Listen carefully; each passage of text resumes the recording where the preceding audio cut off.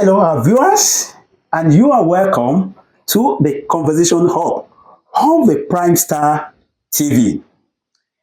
In PrimeStar TV, we bring you real story that is not edited at all, undiluted story, because you will be hearing it from the horse's mouth. Today, our net has caught a very big fish in the academia. And of course, he's here to share a story that I don't know if he has actually verbally shared with anybody. My guest is a professor of political science from Lagos State University, LASU. But honestly, I wouldn't know whether, I'm sure you will agree with me that LASU is after University of Ibadan, which is the first, the first and the best. My guest is Professor Sylvester Odion Akhaine. Prof, it's nice having you on PrimeStar TV. Thank you. Good to see you, sir. Thank you. And it's a privilege to sit beside you. Sir, I don't know if you have anything to say regarding what I said the other time that LASU is after UI.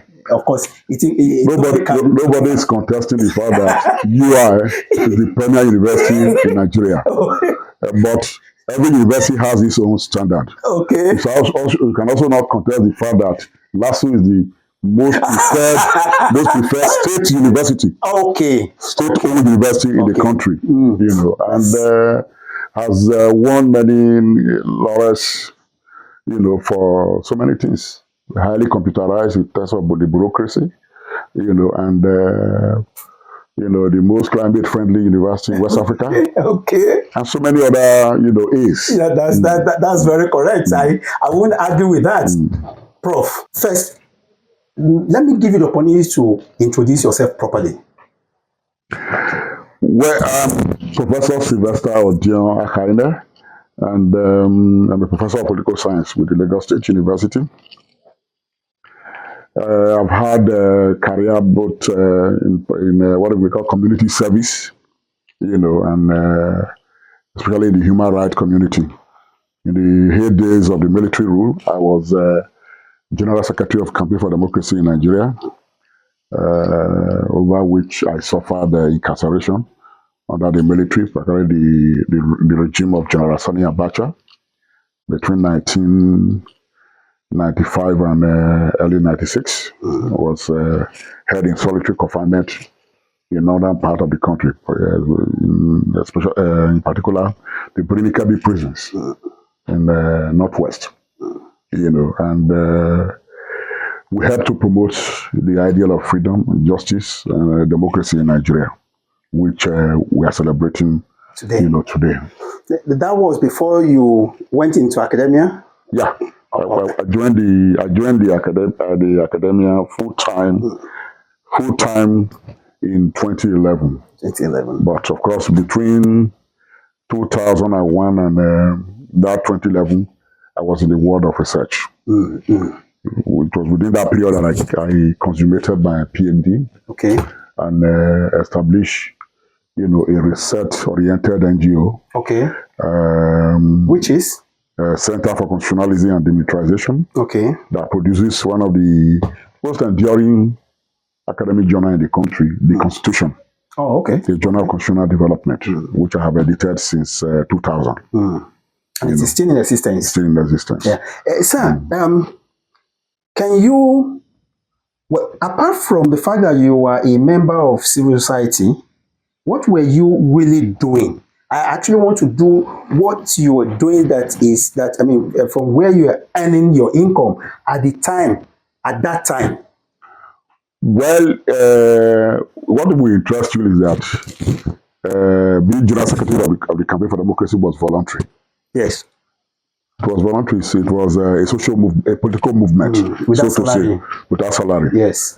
So that's it. And I acted as secretary for documentation.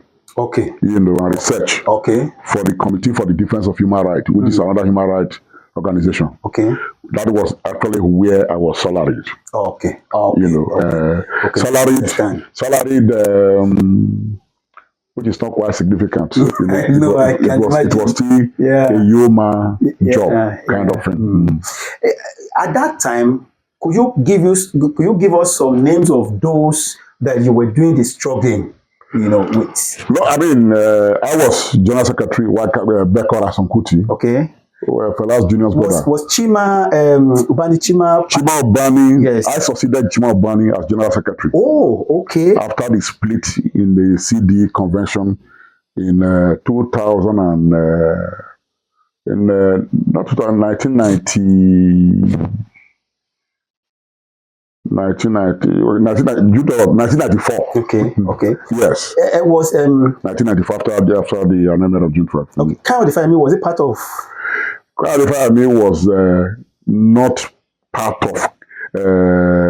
Was not an active member of Campaign for Democracy. Okay. He was in London during much of this period. Okay. And perhaps played a leading role in the establishment of Radio Kudirat. Okay. In the UK. Okay. The members of the CD who were in the UK at that time were Chief Abiodun Showumi, who was secretary, and Taiwo Akinola, who was chairman. During that period of anti-military struggle. Yeah. All right, sir. You said you were arrested. What led to your arrest? What did you do?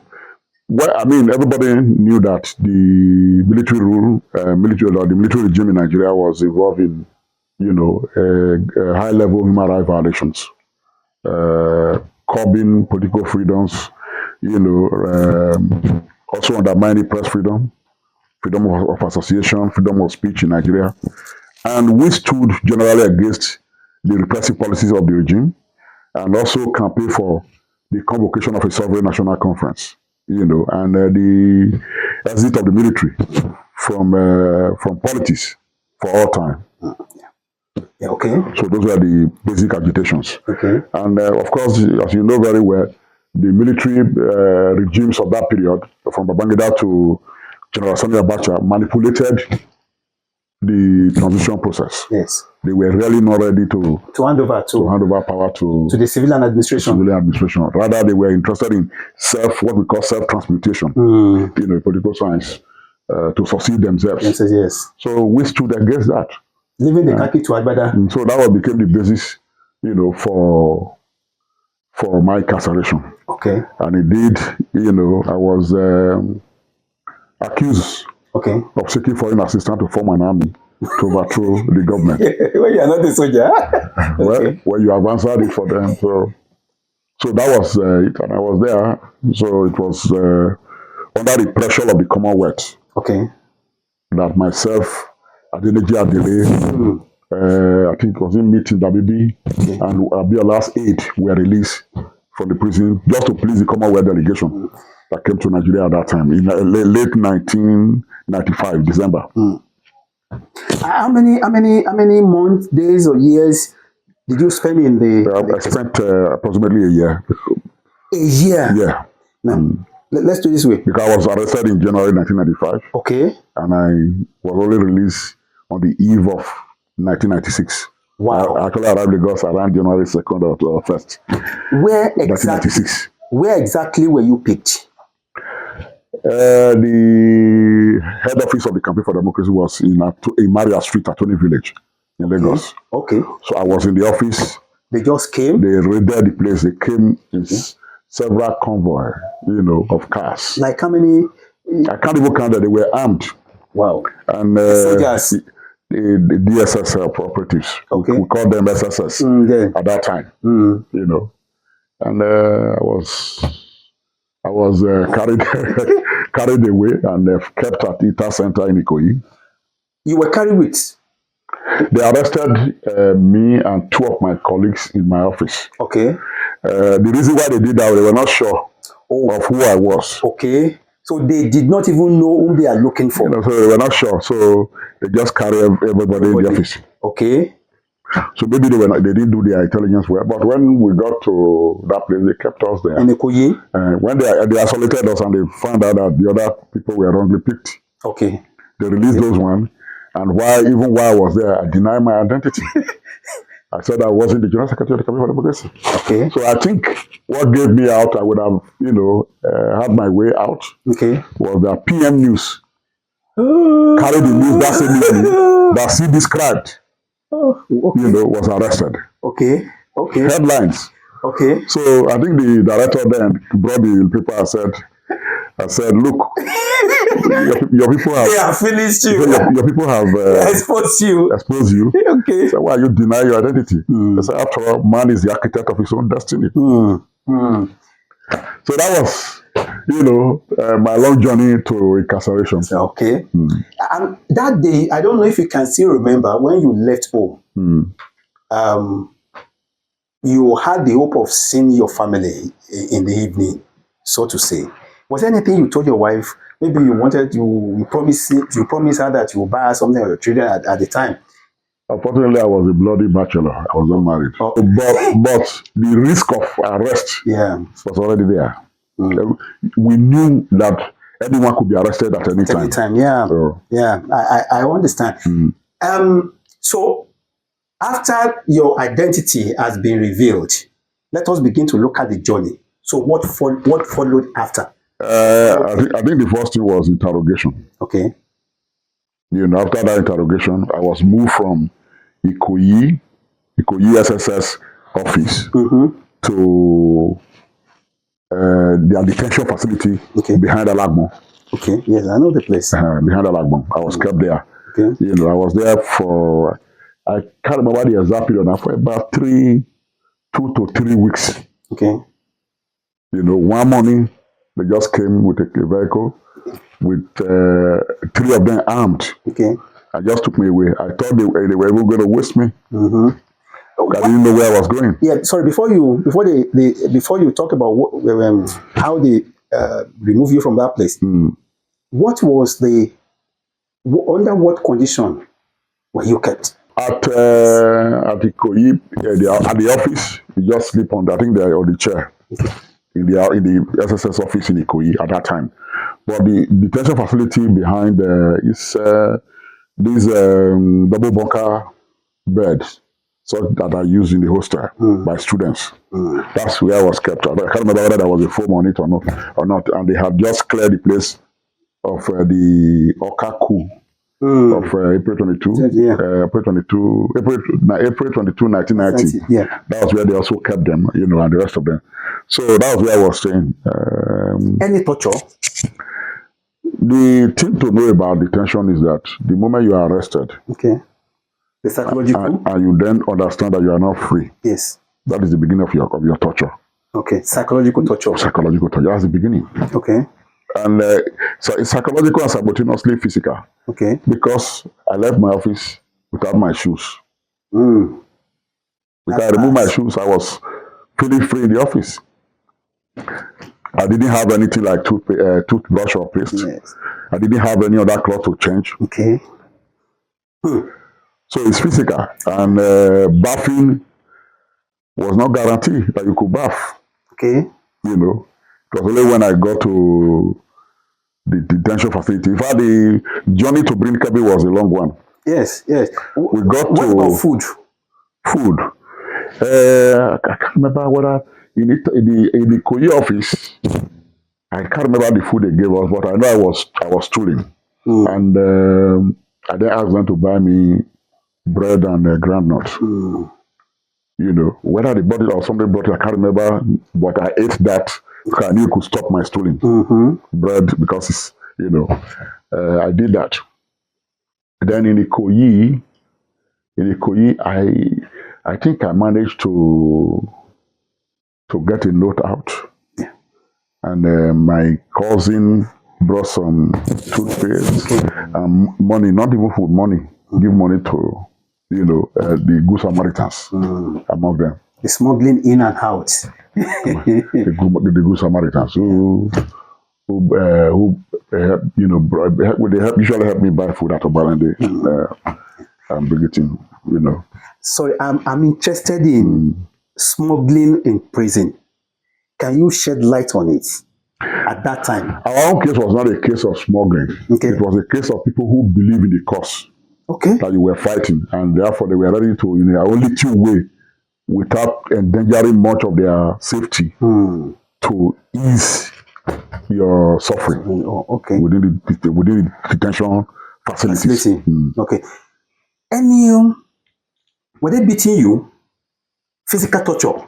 But there was no beating. Okay. All right. So after you want to talk about after 3 weeks or so, how your journey began to KB, I think.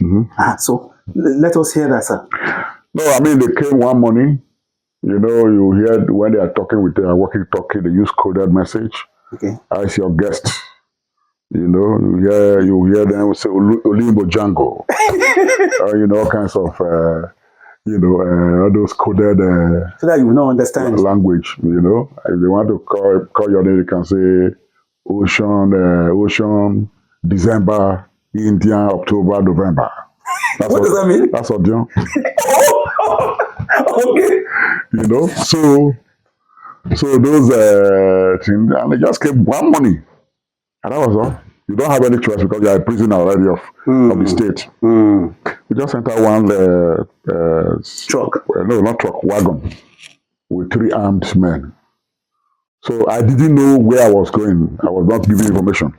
I have not been, apart from the fact that people knew I was still at that time at the Inter Center. Nobody knew that I was being moved out of Lagos.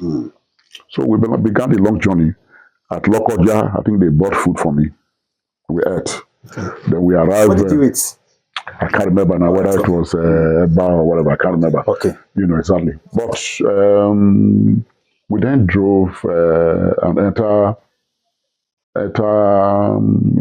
what is now Zamfara State. Okay. We then entered that place in the night. And apparently they were also careful about security on the road. Maybe armed robbers are not bandits now that we have. So they took me to a place called Anka. Okay. Then A-N-K-A-R. A-N-K-I. K-I, okay. Anka. Okay. I think it's before Guzau. Oh, okay. All right, okay. So we, interestingly there, it was like a guest house that of the local government chairman, I'm not sure now. Okay. But we slept on a very fine bed. But what will interest you is that I was in the middle. The SSS man slept here, the other one slept here. Where I did and guarded. Yes. You know, so from there in the morning, they moved me to Arugungu.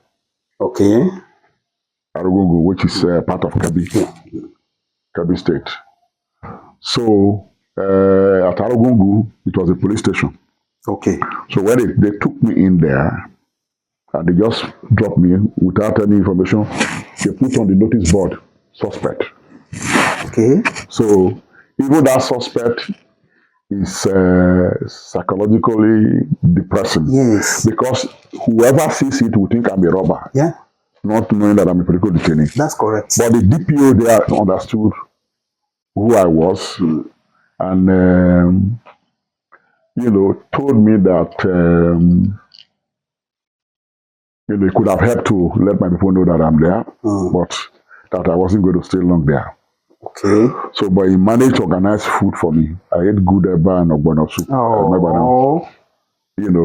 But so I spent the night there inside one very dirty cell, bare ground, in the heat, in the thick of the Hamatan. Wow. So that was torturing. For the first time, tears dropped from my face. Oh my God, you became emotional. Yeah, because my only love then was my mother. So and I was asking myself, how will my mother feel now? Yes. From what my kid brothers told me, she was not eating. Wow. Actually, they said she was not eating evening food at all for that period. Because I was her firstborn. And so there was a special attachment. Nobody knew my whereabouts. Nobody knew my whereabouts until after 6 months. So, because of nobody knew my whereabouts, Chief Anthony Nauru of blessed memory had to file a suit. Okay. I think the Lagos High Court or Federal High Court. I'm not sure now, either Lagos or Federal High Court. Asking the federal government to either charge me to court or release me. Maybe a part of the pressure they put to be able to know whether I was still alive or not. Yes. So of course they weren't going to obey any court order at that time. They were very unlawful Yes. and all that. So I remained there until I managed to smuggle out a note. The first set of notes I smuggled out, the person I thought I had gained his confidence, Betrayed you. carried the document and gave it to the DCP. My God. The deputy controller My God. of prison. So the following morning, they came out and sacked the whole cell, And since it was solitary confinement, they emptied a whole compound. I moved other prisoners where I was alone there. So solitary confinement is debilitating. Okay. It can unhinge your mind. Become maybe if you don't know how to manage it, yes, you might become mentally depressed. But this is why reading is very important. Okay. One of the earliest work I read, even as a secondary school student, was Shrink as the Man Died. Okay. And I learned a lot of survival strategies in that stuff. For instance, part of the thing I did was I can be writing on the wall of the prison to keep my mind busy. Okay. Moving around and writing on the wall of the prison. Okay, and you were doing I can spend several hours doing that. That takes concentrate my mind. Okay. Then sometimes I will be singing. Using your hands. Yes. You are describing. I use chalk. Okay. Like charcoal. Where did you get that? You can get charcoal inside the prison. Okay. Those are, okay. So doing that. Then the other one I did was that one of the warders smuggled New Testament to me for prayer, to be used for prayer. And I was writing with pencil inside it. Inside the Bible. Inside the Bible. Ideas, poems, kinds of things. Then, fortunately enough, but it's intriguing, because the dormitory where I was kept, the prison itself, with a room where they normally lock me, was big. I started planting vegetable within the dormitory. Yes. Because, this was something to engage my mind. Yes. The warders will bring the seed for me. Okay. And they will help me till. So I will plant.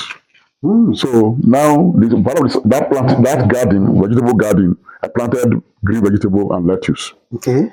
I even wrote a poem on the lettuce. Okay.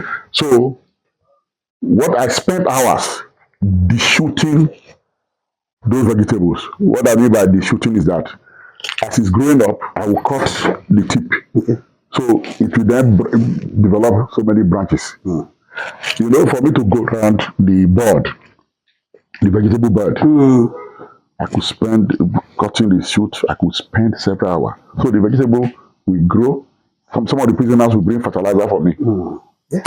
So I usually sometimes I will cut and give to the warders. Okay. So when they bring my food, which is below human standard, okay, I then had a Bonvita cup. I will make small fire, and parboil the vegetable to mix my food. Wow. Then the other dangerous, the other traumatic aspect is that when they bring food, given the nature of the regime in the country at that time, you could be poisoned. Yes. So sometimes your mind plays this trick. Are you sure this food is not poisoned or it's not spoiled? Yes. So when they bring the food, first of all, I will then cut part of the food and throw it on the compound. Okay. The lizard will then come and eat. Okay. So when I watch the lizard after maybe some minutes, they are not dancing in cycle. Wow. Then I would then eat my food. So it was playing this game of death and also being alive. Wow. Wow. So that was it. That was a routine. A routine. In the prison. Yeah, that was a routine for me. Because many of them knew that we were not criminals. Yes. But we are political detainees. But the area where I was detained is not.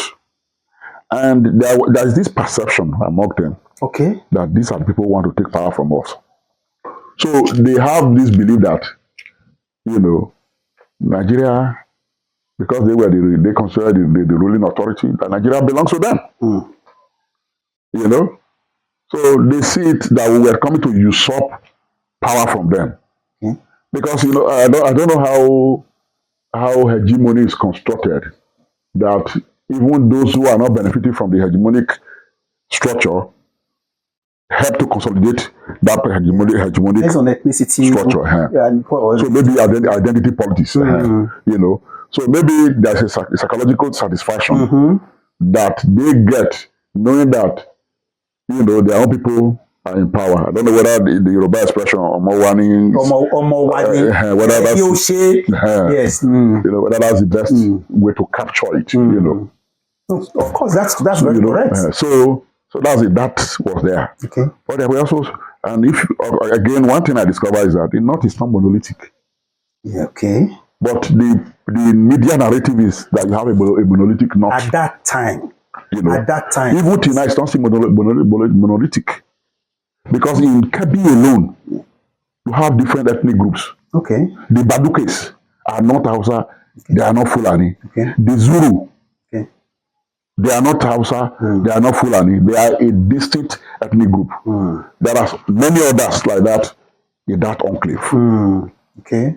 So, and they also suffer discrimination, particularly when they don't belong to the dominant religious, sect. In that area. Yes. So these were, these are some of the complexities. Okay. So, prison food. Okay. Sour, dried tomatoes and pepper. That's what they do. Dry one. I don't know how they do it. Maybe that's a preservation method. They will do it. And I can't remember. We're being fed with camel meat. Yes, I know camel. Then there's a particular soup called kuka. Okay. Kuka. Kuka. Okay. Kuka. Okay. And it's black in color. Okay. Slimy, sort of. Okay. Was what they normally feed us. Soup as soup. Sometimes they cook. I think sometimes they cook rice or so, but of course you can not cook with culinary finesse. I can understand. So that was it. And then the mosquitoes that are there are giant mosquitoes. If you enter my cell and you look at the wall, it was red.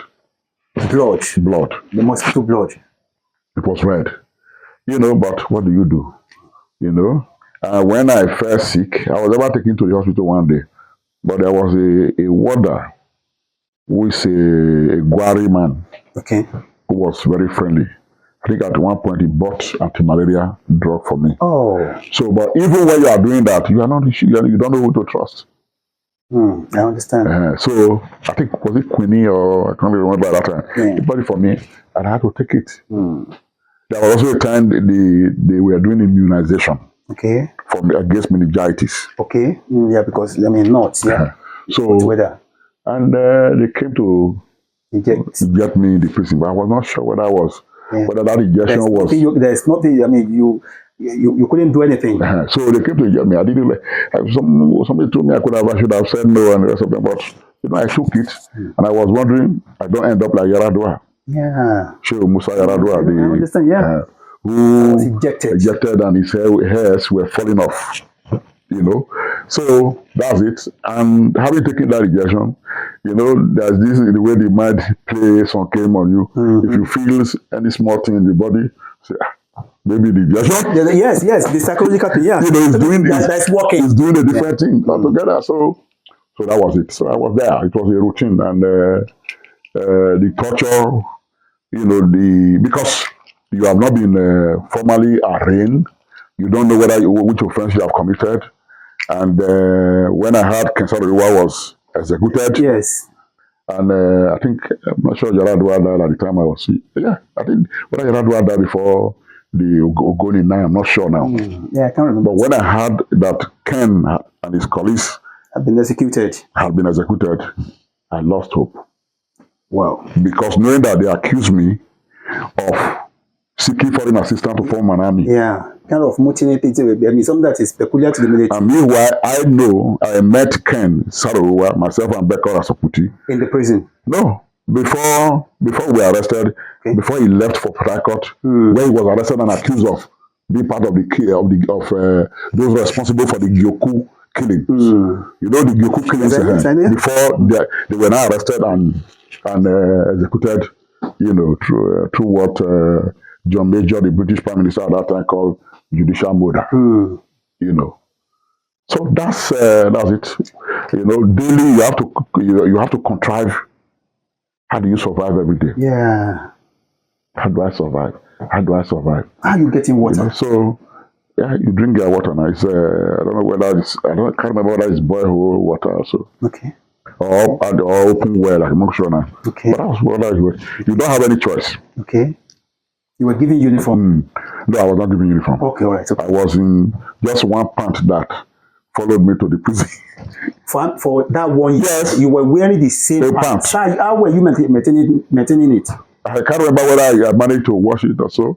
One pant, one trouser. One pant for a whole year. Yeah, one shirt. So one prisoner, you know, at some point, one warder, brought something that looked like a jacket for me, you know, to be putting on. Wow. So I didn't take anything now. Yes. I was bundled away. You didn't have shoe too. So we shook. Nobody knew where I was for 6 months. Nobody. So my mother was almost dying. You know, people were agitated. Colleagues were going to my town, to pay solidarity visit to my father, you know, to strengthen their mind, you know, that your son was picked for a good cause, not for anything, not for crime, and all of that. And so, we're going through all those things now. At what point were you released? Did they arraign you in the court? I was never arraigned. Okay. You know, I think I tried to mention that later.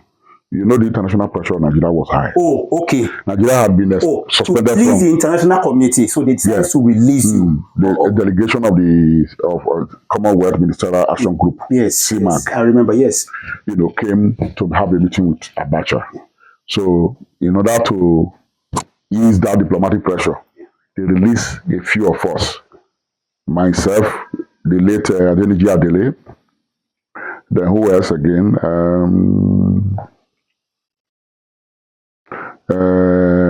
Ona, who was a personal assistant to Abiola.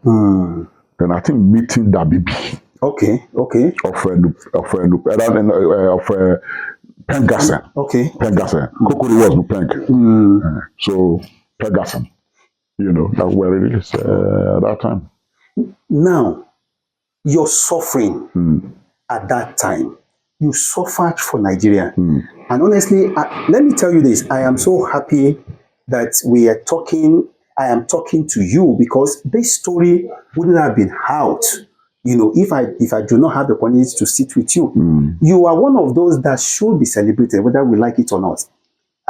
Some of the June 12 activists were recently honored by President Tinubu.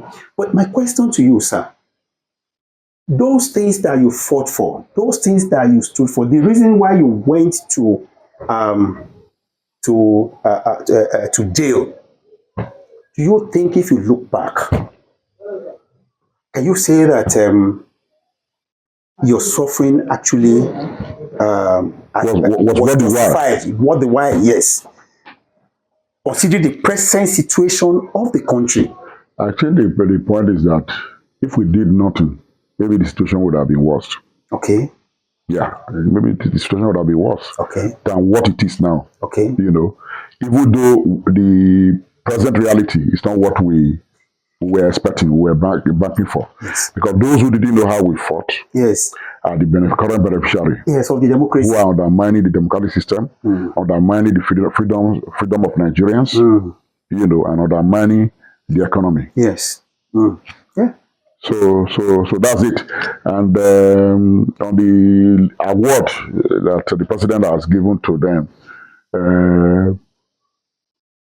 I'm not sure what the criteria is. The important thing is even to say, the important thing is to say, I know the president personally. Okay. He's your friend.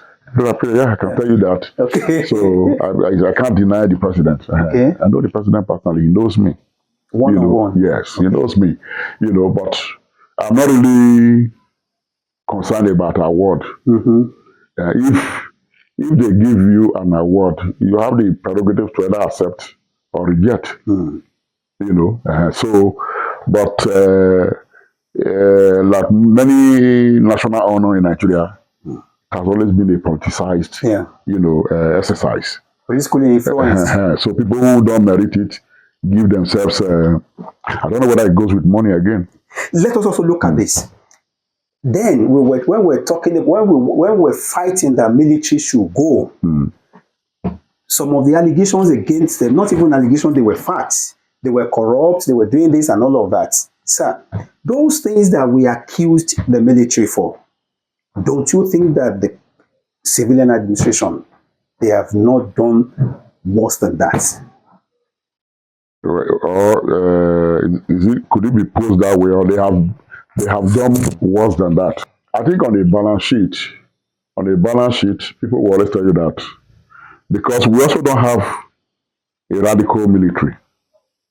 So when military come in, they are usually conservatives. Okay. Who, rather than advancing the national interest, protect their own personal interest. Yes. But the civil rule, with all the limitations, still gives some windows for self-expression.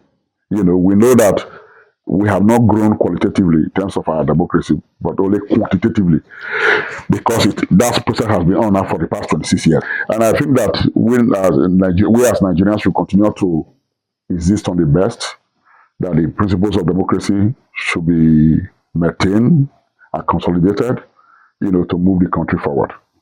Look at it, sir. I don't know, I may be wrong. You're a political scientist. But look at the situation whereby somebody will say that I don't need your votes. You will win. I will win, whether you like it or not. And that will come to pass. It will be actualized. Now, apart from that, look at the situation whereby power, for me, I may be wrong too, power is not residing with the people.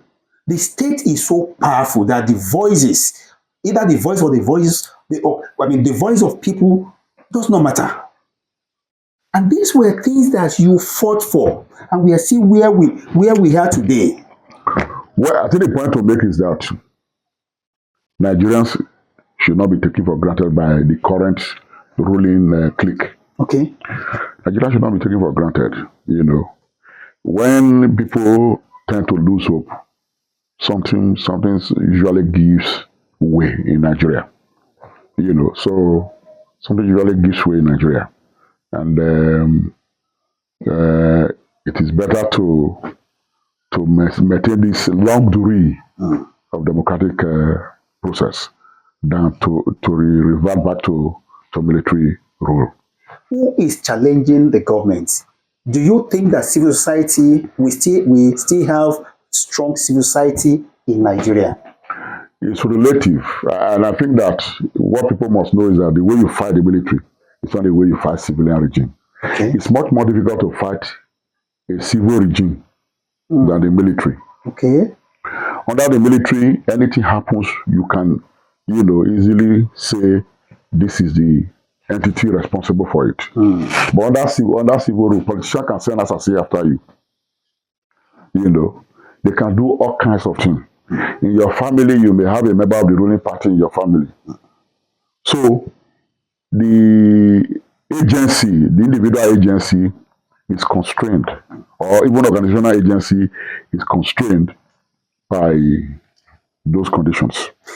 Do you think that President Bola Ahmed Tinubu, do you think he's actually living up to his words? Well, there's so many promises. Yes. Nigerians are hungry. If you look at some of his policies, where some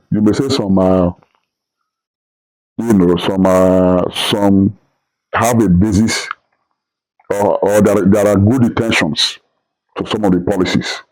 There are also others that are brash, and of course do not align with the interests of the Nigerian, people.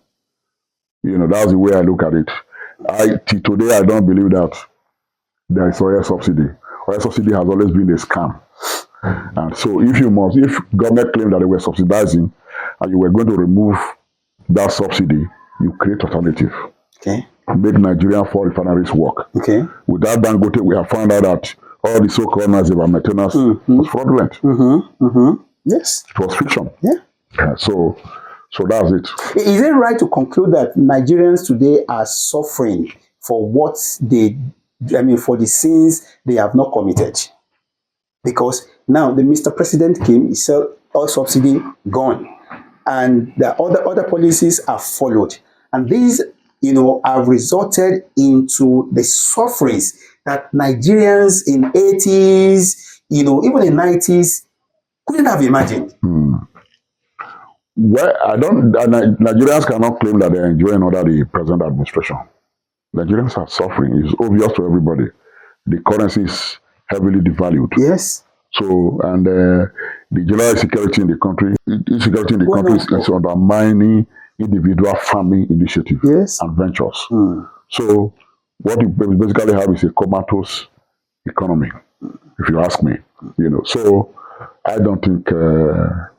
So I think the president should try to address some of these things, wholeheartedly. Okay.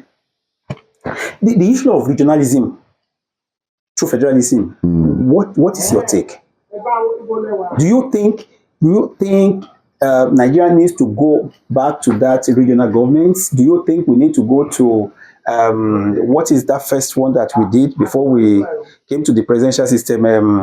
Where we're using prime minister. Parliamentary, yes. Well, the debate is on, but I think that we Nigerians should adopt a system that minimizes cost, and that entrenches the sovereignty of the people. Okay, but you don't believe in regionalism? I don't want to use the word regionalism. Okay. Nigeria should be federalized, properly federalized. Okay. And what is your thinking? What are the components of that federalism? Yes, a federal structure is usually a contract between the center and the units. Okay. If you're talking about the units, Nigeria is ethnically composed. Okay. And also territorially segregated. Okay. So it can be built around the many multiple ethnic groups in the country. Okay. It can also be built around some clusters of ethnic groups that are willing to come together as a unit. Okay. That's what you can't run away from. Given our diversity, you can't run away from federalism. What about the state police? Part of the components. Yeah, we had native authority police in those days. Yes. So the state police today, the way it is being agitated, is akin to that. I want you to assess the media of today compared to the media that was in existence when you were picked up. I think Nigeria has had a very vibrant, media or press. Perhaps the freest in Africa, because Nigerian journalists have always exhibited, tremendous courage. No matter who is in power, they've done that, and they have this history to show that they have been very courageous. But I think that the level of impoverishment in the country today is also undermining media independence, and that the traducers of the national economy and heritage are those who own some of this media now.